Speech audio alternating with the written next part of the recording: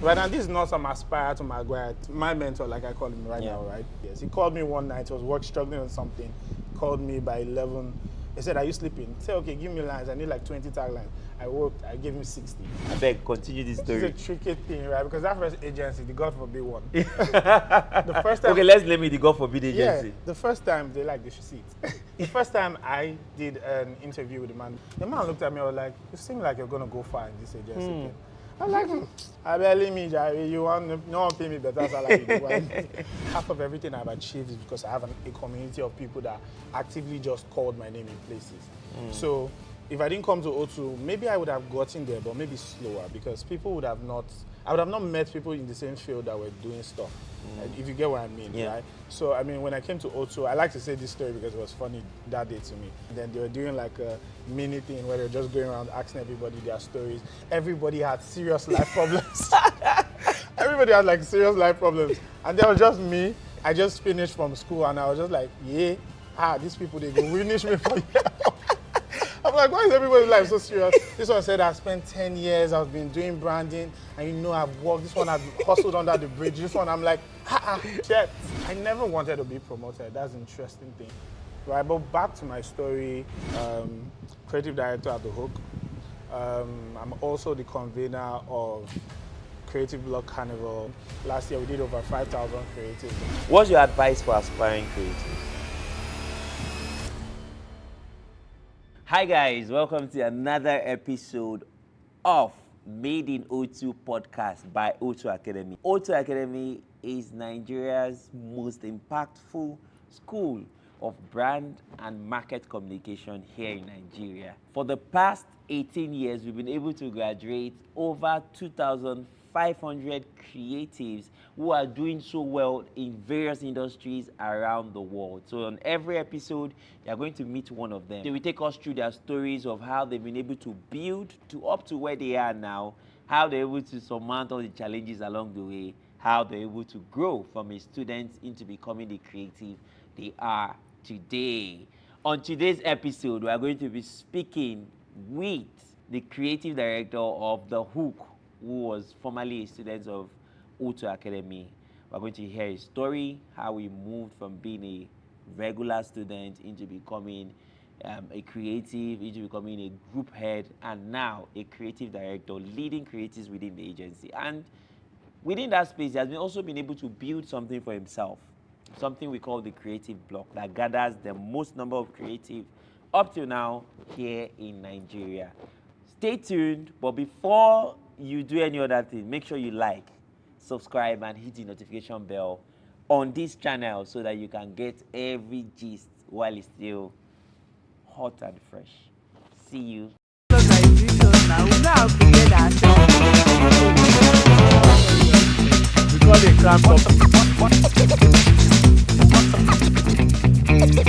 So this is another fresh episode of Made in O2, and today we're going to be hearing from someone that moved from being a student into becoming one that builds other creatives. Let's welcome JP. So can we meet you? Tell us what you don't know about you. Start from there. What do I can't focus. My concentration level is at like 3 seconds. And anything, if you speak to me more than 10 seconds, I would zone out. Wow, So wow. So I mean, in the next 6 seconds now you're out. I'm out. Yeah. All right, so let's meet you. Tell us about JP.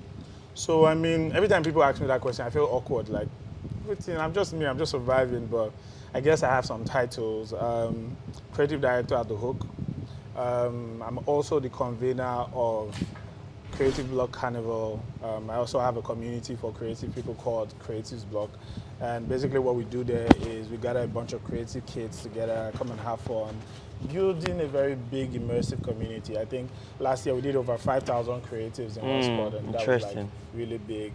At The Hook, we're a fast-growing, fast-rising creative agency. Some say we're taking the agency world by storm. I mean, that's nice to hear. So yeah, I'm the creative director of that really exciting place. I think that's a summary, and upcoming many other things that when I come, maybe you'll hear. The next one. Okay, awesome, yeah. Awesome. Forward thinking. So, I mean, there are two major catchments which we'll talk about now, your journey to becoming a creative director, and then we'll also talk about your journey through building one of the largest festivals here in Nigeria that gathers Yeah. creative minds together. I was at it last year, and then it was mind-boggling. Yeah. So let's start with the agency part of it. At the point where you're a student here aspiring to work Yeah. in an agency, now you lead one agency as a creative director, capacity of a creative director. So what was it like as a student here before you even went out? I think O2 is like at the foundation of my journey. It was really O2, because what O2 did for me is give me a community. And I always tell people outside that half of everything I've achieved is because I have a community of people that actively just called my name in places. So if I didn't come to O2, maybe I would have gotten there, but maybe slower, because people would have not, I would have not met people in the same field that were doing stuff. If you get what I mean, Yeah. right? So, I mean, when I came to O2, I like to say this story because it was funny that day to me. And I came to O2, first day I came, then they were doing like a mini thing where they were just going around asking everybody their stories. Everybody had serious life problems. Everybody had like serious life problems. And there was just me. I just finished from school and I was just like, yeah, these people, they go finish me for years.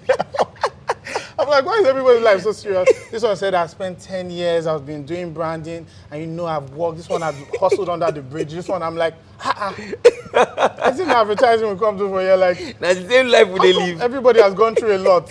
And then just me, I just finished from like a private school and I just came. And I didn't Even travel. private school too. The problem is I didn't even travel. I just came back like 2 days after. And I was like, shit, these people are hungrier than I am. And me, I have a fear of failure, right? So if I think I'm going to fail, I'm going to work extra hard.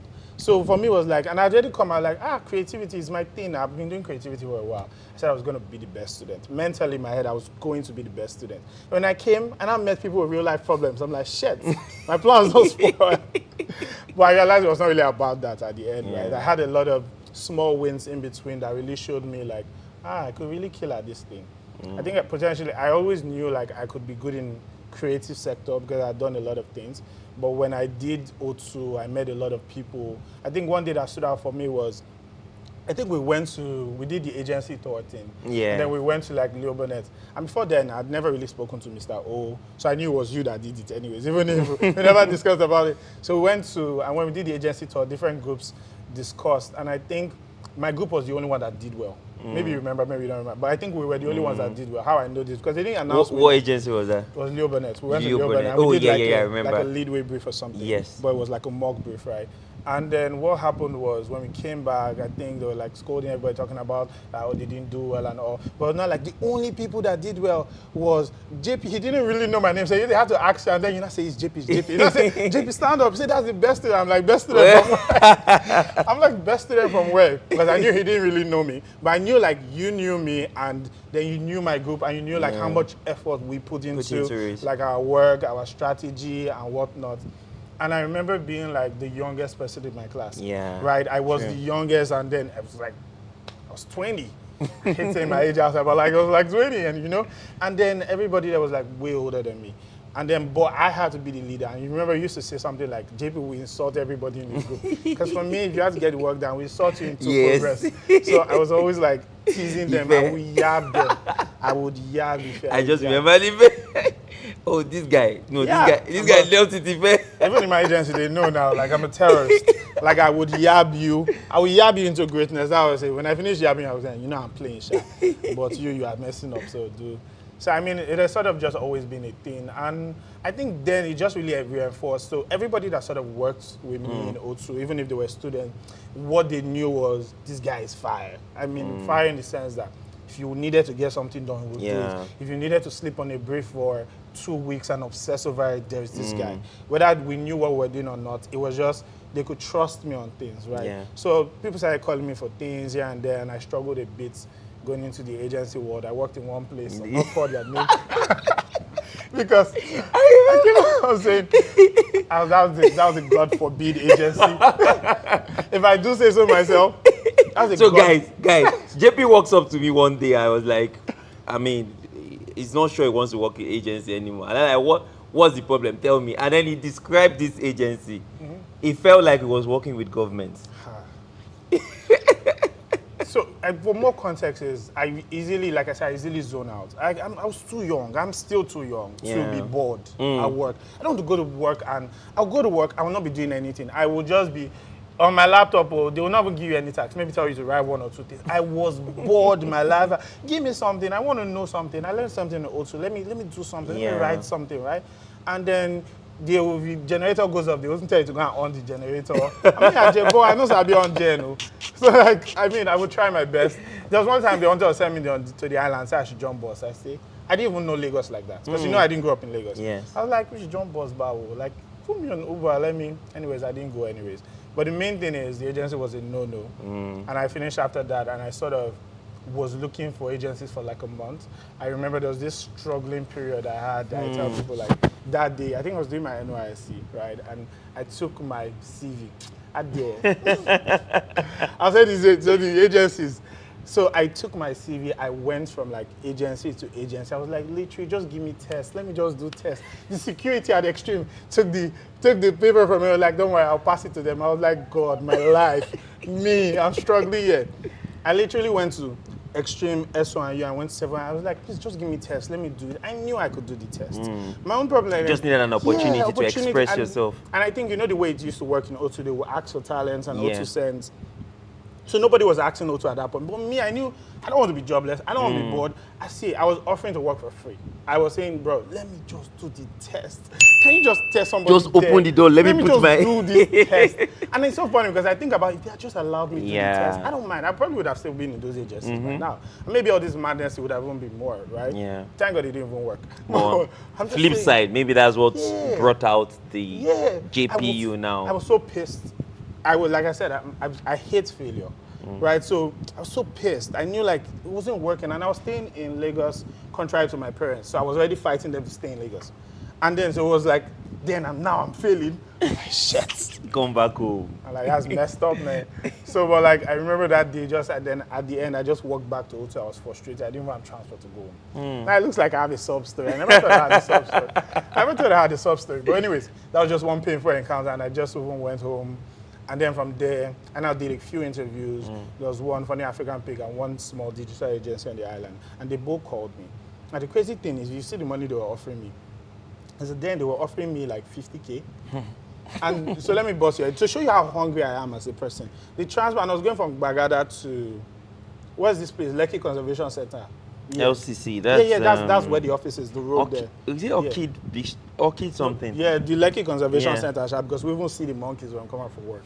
It's crazy. So I was going from there with 2 and 4. I used to leave as early as 6 a.m. to work and come back like 10 p.m. And the transport was costing me like 40K. And it's take home was 50K. I say 6 So months. you have 10,000 and somebody tells you to start investing when you're young. Invest and you're earning. That's when I never chop. But the thing is, because I felt like it was my journey. Right, and this is not some aspire to Maguire thing. I sort of had a very padded life. So the moment I had to suffer, I was like, oh, well, maybe this is how other people make it.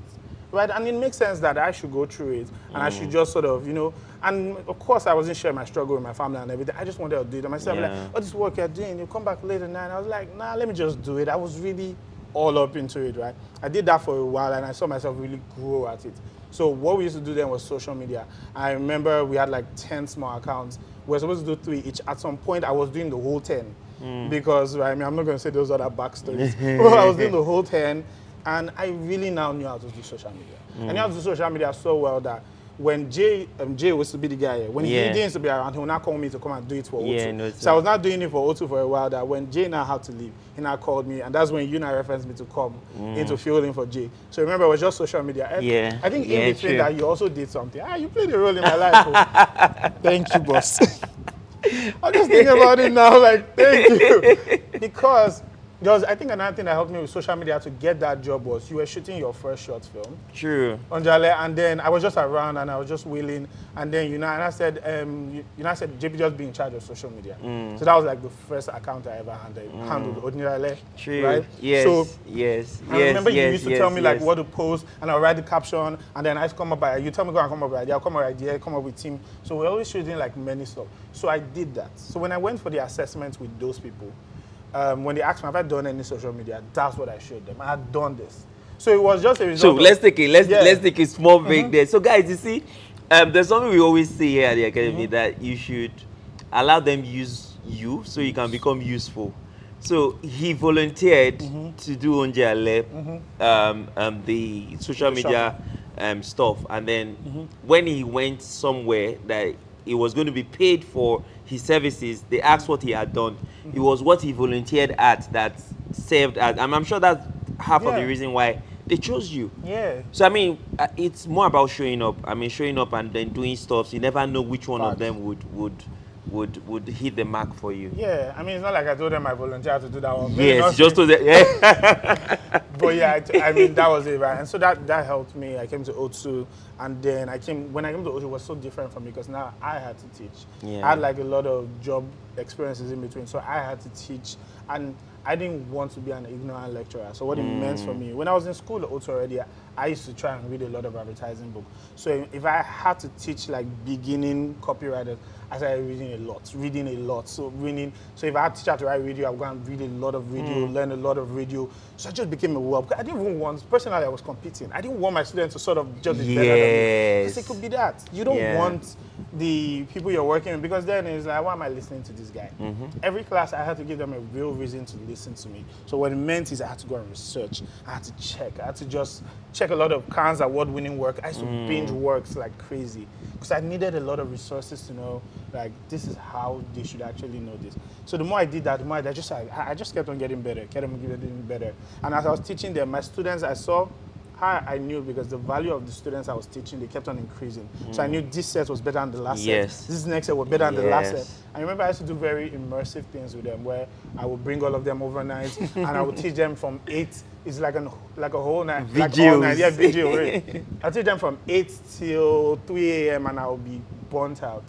But I really loved teaching in between all of that. And this would even sort of inform my creative directorial approach when I get to that journey. Am I supposed to continue to Yes, just continue. I mean, just... I mean, it's long, bro. So, I mean, I did a lot of teaching, and then I eventually went to the hook. Right, going into the hook, it was... I think I just found like people that were like me. It was like taking a bet on, oh, you didn't have a lot of agency experience, but you seem very passionate. The first time they offered me money, I was like, I don't take. I don't want, I'm not interested, I'm not doing. And then they called me back and they're like, no, that they'll give me the money, but I'm not going to call how much now because it has times 8 times 10.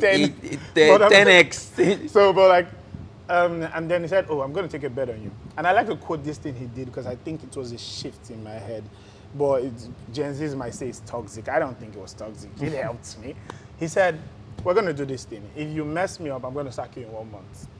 So I was going to do a job that I looked at their portfolio. It was amazing. It was hard. I was speaking to core creatives. Because, the founders of The Hook, they are 4 creatives. Yes, they're 4. So because they had done extensive years in agency, so they are tough. And it was not going to be easy. And then they are telling me, and I'm not sure I could do that. They're going to sack me in 1 month. Like, shit. But I'm like, no, I'm going to do the hard thing. I said, let them sack me, but I'm going to know I did it. Do the hard things. Yeah, I'm going to know I did it, and at the end of the day, I'm like, because I'd generally be like, why is it better than me? Is it really better than me? It's really better than me because you have more information than me. So that means there's something I don't know, right? So I'm going to know that thing from you. So that was my approach. I was like, I'm going to know that thing from you. I was like, I'm just going to stay here 2 years, build my portfolio, badass, and jump to the next agency and pay me big bucks. That was it. So I was just going there to use them for the portfolio because they had amazing work. Disclaimer. Yeah. Hook, I know you're watching this. They know. So I went to the Hook. Right, and then we started, and I had all the energy, but there were many things I still couldn't do right. So, I mean, there were still, I've always been sort of very conceptual, but there were things, even when it comes down to the idea space, the agency way of it, that I sort of struggled with a bit, but I applied myself. So there were things I just easily solved for them.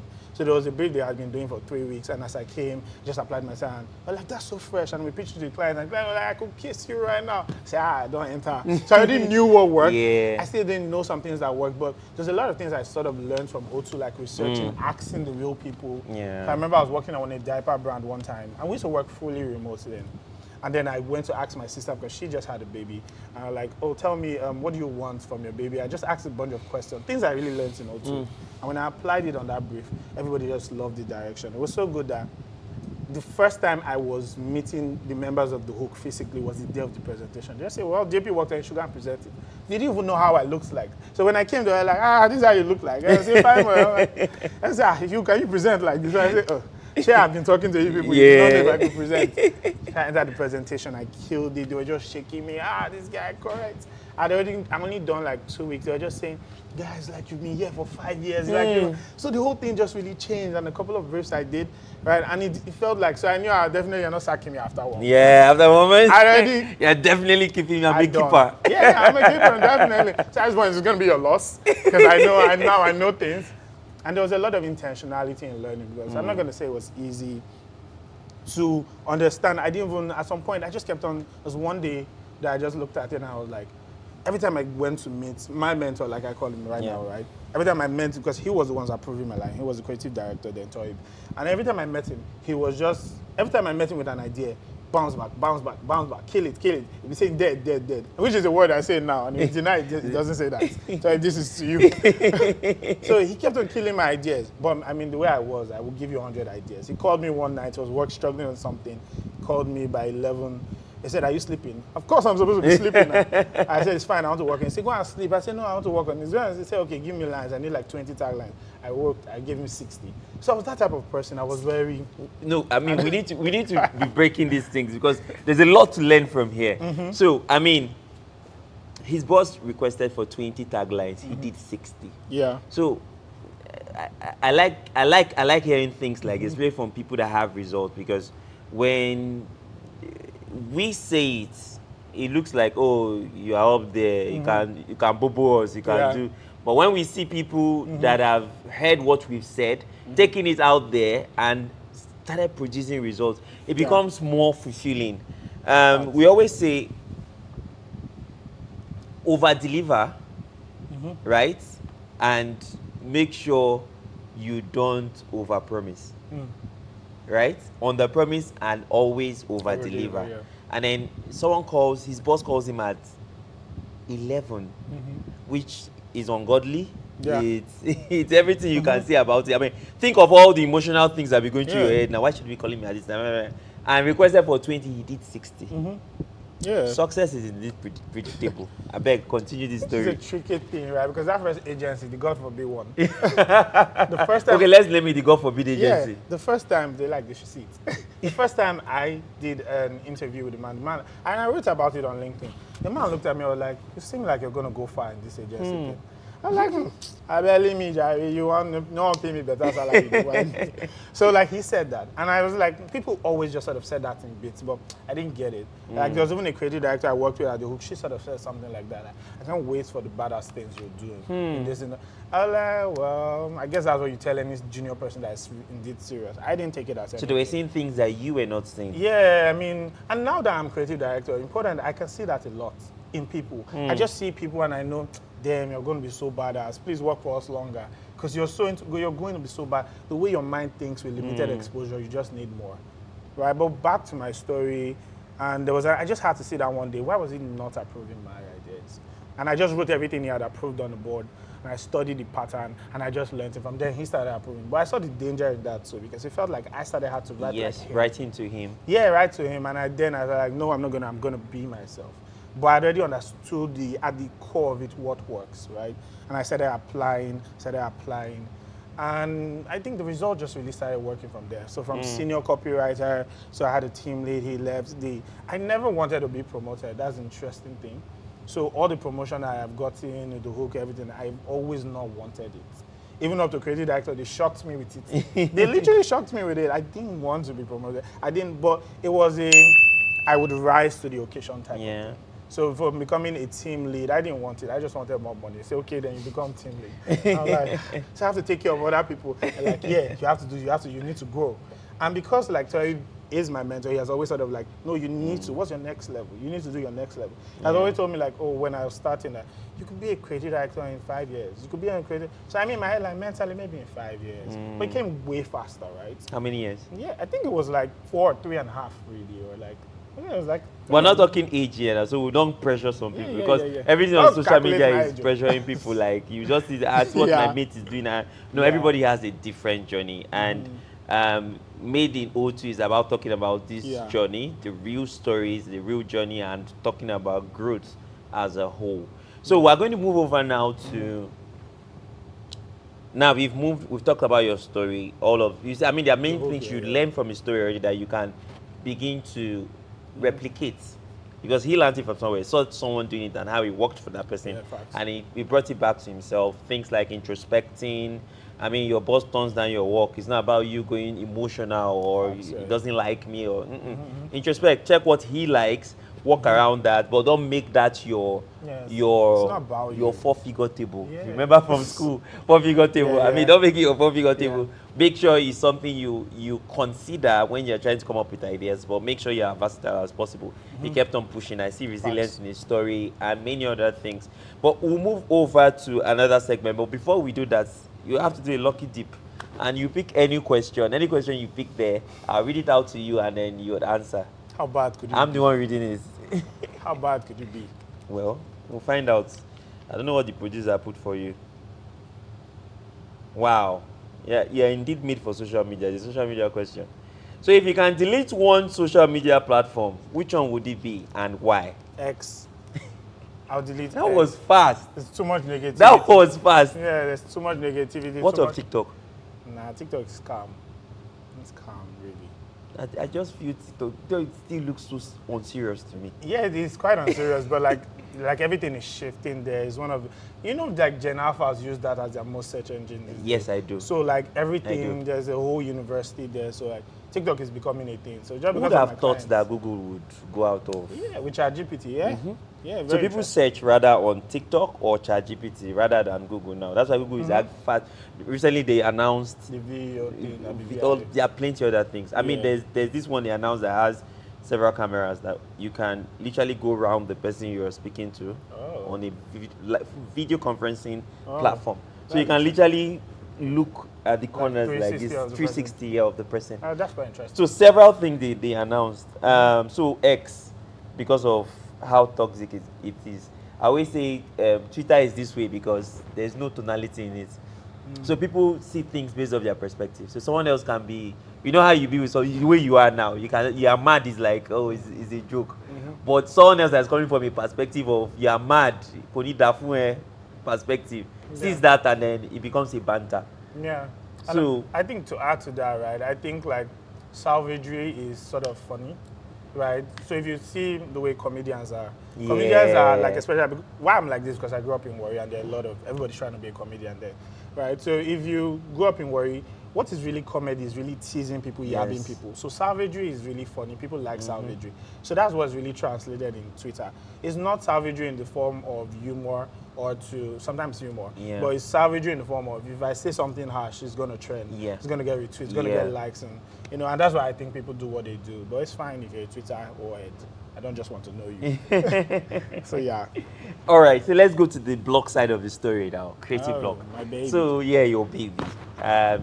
When I was introducing JP, I said he moved from being an aspiring creative into becoming someone that is actually building other creatives now in the capacity of him being a creative director and also Creative Bloc.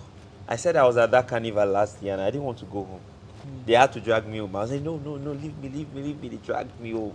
It was a gathering of several creatives. And it was amazing how many old people I saw there. I was feeling like one celeb. I mean, if there's any place I feel like a celeb, it's the Creative Bloc. Yeah. Because I go there and see OT students literally all over. All of them, different years. I saw Benita from 2020. I went in, I saw someone from 2022, I saw someone from 2018. We didn't see Benita. She was there. Kwazim, FCMB, what we used to call him? Stambik. Chattered, yes. We used to call him Chattered when he was there. So several of them I saw there. So, Creative Bloc, how did it start? How is it going? And what are we expecting? should I start from the end? Let me try and be conceptual. Let me start from the end. So where is it going? I mean, my goal with Creative Bloc is big. I'm thinking Calabar Carnival, right? I want to take over streets. I always want to do it outdoor. I'm sorry it rained last year. It might rain this year again, but it will be fine. We'll be fine. We're creatives. So you have to summon those guys that hold rain from now. I use Holy Spirit. So, right, I think, so I'm thinking Calabar Carnival. I'm thinking Disneyland. What I'm trying to do is build a Disneyland for creative people, right? And the best part of it is I'm a doer. That's the part of my creativity that I always show. I don't think about ideas for ideas' sake. I think about it because I want to execute. Yeah, and that's something I really liked from Mr. O when I was there. He's a very think it, do it, think it. So I always refer the way you think it, do it. So I tell my guys, the moment you are thinking about it, start doing it. I don't care. It doesn't have to be perfect, do it. I did it when it was not perfect anyways. So I'm thinking Disneyland for creatives. I'm trying to make it more immersive. I'm trying to make it more family-centered, right? I want family people. I want you to bring your children. I want you, so big pictures, really. But it's going to be progressing. I have like road maps. It's going to be progressing as it goes. The second one was Where Are We Now? Yeah, I mean, this year is October 4th. I guess this is a free ad segment. So this year is October 4th. We're still thinking about the venue. Not thinking, we're planning the venue. We'll communicate it soon. Follow us as Creative Bloc _carnival.com. No .com, oh, nice. So, but yeah, this year is going to be more immersive. What we're trying to do this year is make it very artistic, right?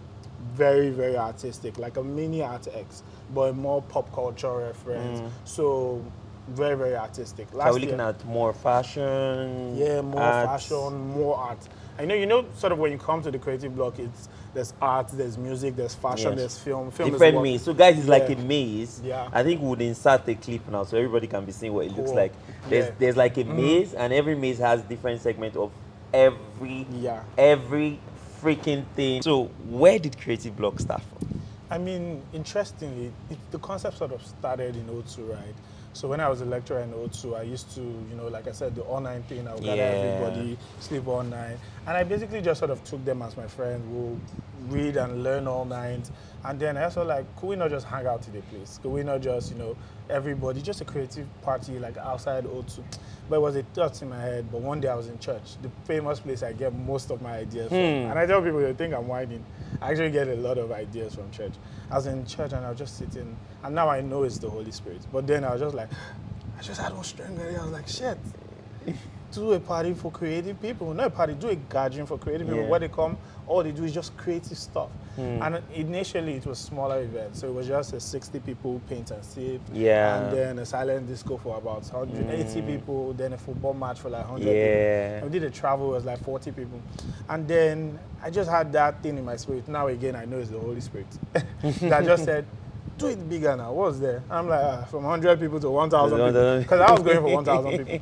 And then I created like a team of doers. And some of them like, I like that word. I like tribe, your tribe. Team of doers. Interesting. Because like 80% of them are O2 people as well. So, I mean, there's Sheamu from O2. There's Jonah. I think he teaches now in O2. There's Mesoma from O2. So I just had like all those. I just created like a team of doers, right? And even when we all did like the carnival together. And even Mesoma is my co-founder, and funny thing, she used to be my student at O2. But we just were like, the friendship just evolved, and we saw ourselves as business partners, and we've been doing it together, right? And so I think when we just decided to do that, I mean, I can sell visions very well. I guess that's why I work well at pitches. And I didn't have what it takes to build like a 1,000 people event. But I sort of had clarity in my head that this was a roadmap. I had to do a lot of investigation, seek a lot of sponsorship, apply a lot of my own personal funds. And yeah, I had money that year, right? Thanks to PP. So I had money that year, and instead of spending, I was like, nah, let me just keep it. I really want to do this thing. I'm not married yet, so I could invest my money in that stuff, right? And I basically did that, and it was a lot of financial investment. Money that I didn't even get back, right? But we just did it, and we just kept on doing it. I said, no, this is the proof that I know marketing, if I can do it for myself. And I kept on doing everything I could. And at the end of the day, we had over 2,000 people. I was like, shit, I've made it in life. Mind you, I didn't make money. I didn't make money, but I've made it in life. This is it. This is. No, I mean, you have what you can sell now. I mean, you have a product that has been tested and it works. I mean, most entrepreneurs don't get their money back in years. They don't break even till 5-6 years. But I mean, you have something that is months, Yeah. 2 years now on the road, and it has been a success. Yeah. So in a short while, it will be something of people, brands Exactly. looking for you instead of you looking for brands, and then all of that. Yeah. Interesting. Yeah, Interesting. yeah. So there's a fun fact here. So fun facts, we always have a segment where we do fun facts. Fun facts, JP's biggest collaboration comes from the people we met at O2 Academy. Interesting, yeah. Fun fact for you. Yeah. So we're winding down already. What's your advice for aspiring creatives? Be hungry. And I never emphasize this enough. Want something. I personally don't know how to work with people that don't want something. Because I feel like you're just vibing. You just don't want, we know they do vibe for you. I tell my people, we know they do vibe. See, I'm serious. I've always told my people, and I think maybe they should just recommend, see, I'm going to be great at something. I don't know what it is. Maybe it's planning events, maybe I'm sure I'm going to be, but the way I move, I'm going to be great. You better have something you want to be great at. You better want to be something, right? So if you don't want anything, you're just gonna be winging it. Yeah. You take a brief as a punishment. You take feedback as an insult. No, if you want it, bro, you won't see anything. Yeah. You won't see anything else except result, and you will progress. That's what helped me progress a lot at the Hook. Right? I have always really just wanted something, and the management has sort of just recognized that I am a very hungry person. So every time more responsibility, every time more responsibility. It's just I wanted something. I wanted to do something differently, right? And just be a doer. Don't be a, Bible people will tell you, Christians like us rather, will say, be a doer of the word and not just a speaker of the word. Be a hearer of the word. And that's just it for me. Don't just be a speaker of the word. Be a doer of the word. Because we have a lot of speakers now. Everybody just set ring light and camera. I like it. But how many of you are doing it? Interesting. Yeah, just do it. Start it. Right? Because people always ask me, how are you doing Creative Bloc? I'm so young, like how you doing? I said, because I just want to do it. Because all of you are thought about the idea. You do not so you reach my turn, I draw. Yeah. Awesome. So, what would you tell current O2 Academy students on how they can maximize their time and stay at the academy currently? I mean, if you want to make it in life, if you don't want to make it in life, it's your business. But on a more serious note, right, what will I tell you? Build a community. Even in marketing, one thing we do is we try to build community for brands. Build a community. The people you see now, I know it always looks for, they'll be the governors. It always looks far, but the truth is they are going to be the brand managers of tomorrow. Yeah. Right? There's going to be one fortunate person there that's going to rise to the top. So build a community. Be referable. It should be that when I'm recommending you, I don't know you're going to stain my whites. So be recommendable, be dependable. Even when you're doing your small assessment here that you have to stay a week thinking about idea, be that one person they can count. They can count on. Because they will pay.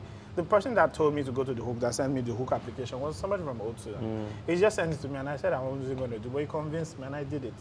Most places I have sort of gotten opportunity, just people that mentioned my name, and most importantly, people from O2, because they knew me when I wasn't this big. I'm not even big, but like they knew me before I got to my current position, and they were always still just be in my corner. So build a community, really. Interesting. We're going to do rapid fire question. We're going to do rapid fire questions now. So it's a fun segment, so relax. Yeah. You can off your slippers, your palm, just relax. It's not something out of the code. All right, so first question. Big brief or fast deadline? Big brief, please. Who fast deadline? What's fast deadline? But we're always in fast deadline. Yeah, we're always in like, please, just can our brain rest? Can we think this through?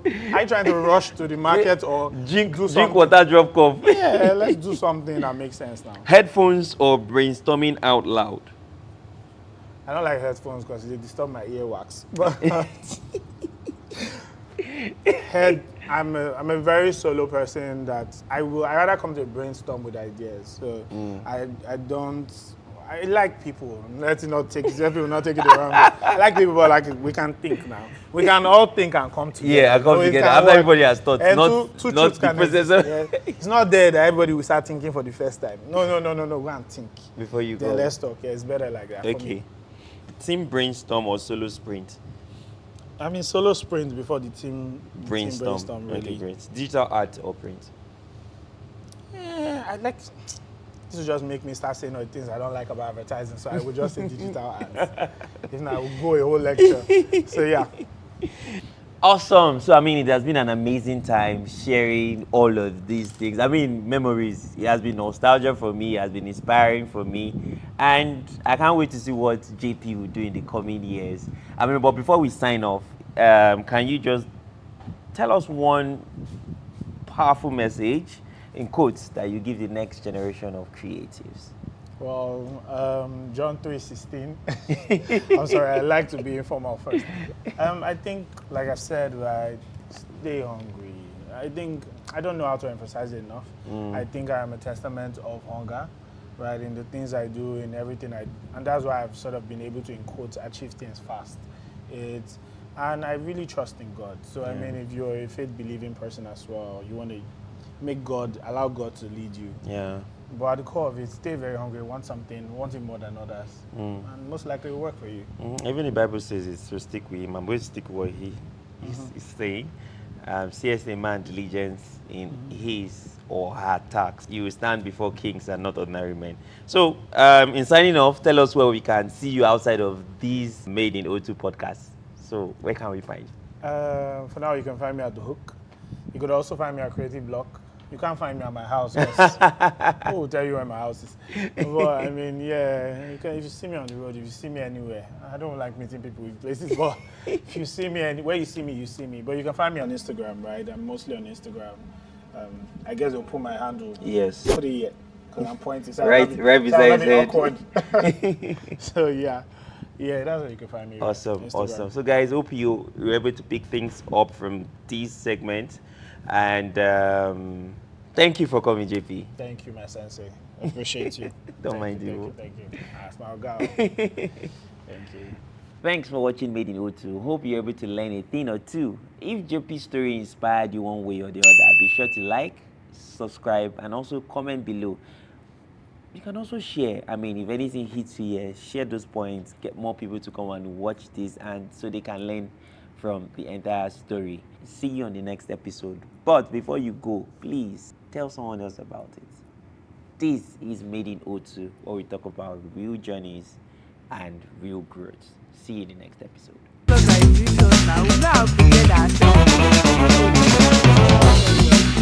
Before they cramp up.